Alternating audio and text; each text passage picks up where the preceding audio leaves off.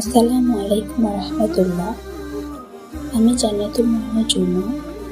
আজ আমরা জানব আল্লাহ আমাদের সৃষ্টি করেছেন কেন।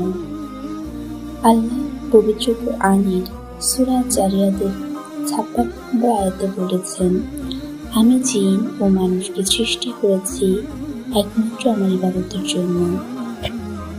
আমরা এই দুনিয়াতে শুধু খাওয়া, ঘুমানো আর খুশি দেখার জন্য আসিনি, বরং আমরা এসেছি আল্লাহর পরিচয় জানতে, তার হুকুম মানতে, তার বান্দা হতে।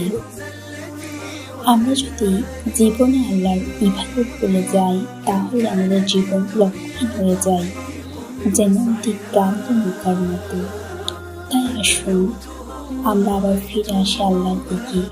বুঝে নিই, আমার সৃষ্টি কোনো ভুলবশত নয়, বরং এটা আল্লাহর এক মহান উদ্দেশ্য।